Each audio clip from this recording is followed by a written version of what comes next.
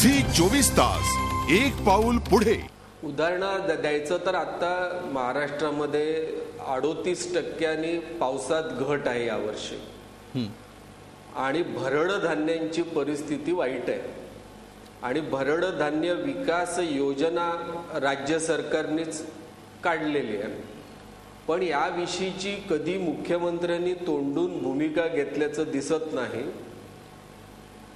दुसरं महत्त्वाचं म्हणजे सिंचनाच्या पाणी पाळ्याचा जो प्रश्न येतो, विशेषतः आता जो पाण्याचा प्रश्न पेटलाय मराठवाडा, नगर आणि नाशिकमध्ये, याच्यामध्ये विभागीय असमतोलाचा मुद्दा जाऊ द्या, तो मुद्दाच नाही माझं म्हणणं की जे हक्काचं पाणी 1 एकराला पाणी मिळालंच पाहिजे कोणत्याही परिस्थितीत, याच्याविषयी मुख्यमंत्री कधीच बोलत नाहीत। श्वेतपत्रिकेच्या विषयी बोलले, चांगलं केलं त्यांनी, लगाम घातला राष्ट्रवादीच्या नेत्यांना, पण जे मोजमाप होत नाही पाण्याचं, क्षेत्राचं मोजमाप होत नाही, त्याविषयी मुख्यमंत्री धोरणात्मक काहीच बोलताना दिसत नाही।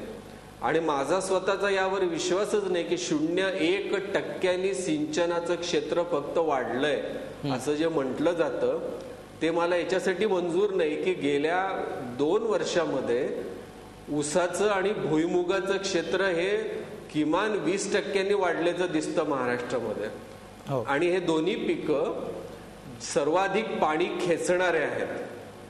बरं, याचा दुसरा अर्थ असा की खरोखरच घोटाळा आहे, श्वेतपत्रिका जर का काढली तर हे सगळं बाहेरच येईल।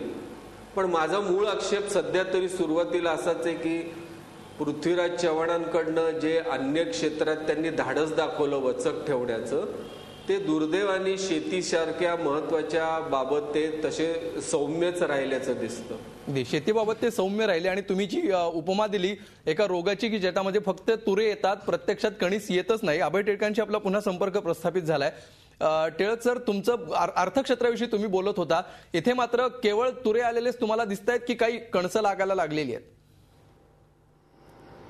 नाही, मला या पद्धतीने आर्थिक प्रश्नांच्या बाबत बोलावं असं या बाबतीत वाटत नाही।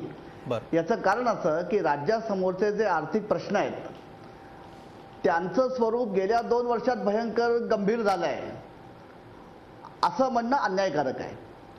हे सगळे प्रश्न जे आहेत हे जवळपास गेले 15 वर्ष क्रमाने जटिल होत गेलेले आहेत।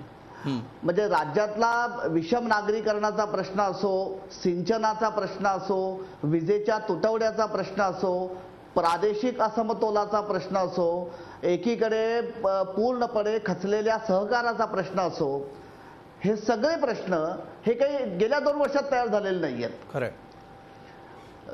त्यामुळे आत्ताचे आपले मुख्यमंत्री जे आहेत, या मुख्यमंत्र्यांच्या बाबतीमध्ये मूल्यमापन करताना या सगळ्या पार्श्वभूमीवर या राज्याला एक दिशा देण्याच्या बाबतीत काय विचार चालू आहे आणि तो संपूर्ण मंत्रिमंडळाचा किंबहुना सत्तेवरती असणाऱ्या 2 पक्षांचा विचार काही आहे का, या चौकटीमध्ये आपण विचार केला पाहिजे।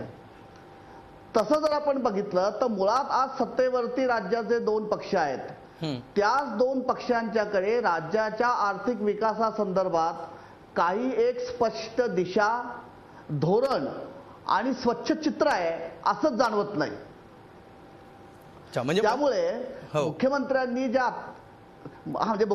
जे 2 महत्वाचे निर्णय घेतले की एक राज्यातल्या सहकार क्षेत्रामध्ये थोडं शुद्धीकरण करायचं आणि त्याच वेळी सिंचनाचा जो प्रश्न आहे की मुळामध्ये आम्हाला कळतच नाहीये की किती योजना प्रलंबित आहेत, किती योजना पूर्ण झालेल्या आहेत आणि राज्यामध्ये खरोखर ओलिताखाली क्षेत्र नेमके किती आहे याच्या संदर्भात मूलभूत चर्चा तरी सुरू झाली, हे मला वाटतं ह्या 2 वर्षाच्या कारकिर्दीतलं एक महत्वाचं ही उपलब्धी आहे। अगदी, निदान चर्चा तरी सुरू झाली, तेही सिंचनाच्या बाबतीत तुम्ही म्हणत आहात। आर्थिक बाबतीत मात्र फारसा आशादायक चित्र किंवा जी सुरुवात किमान 2 वर्षांमध्ये करणं अपेक्षित होतं ती झालेली दिसत नाहीये असं तुमचं एकूण मत दिसतं आहे।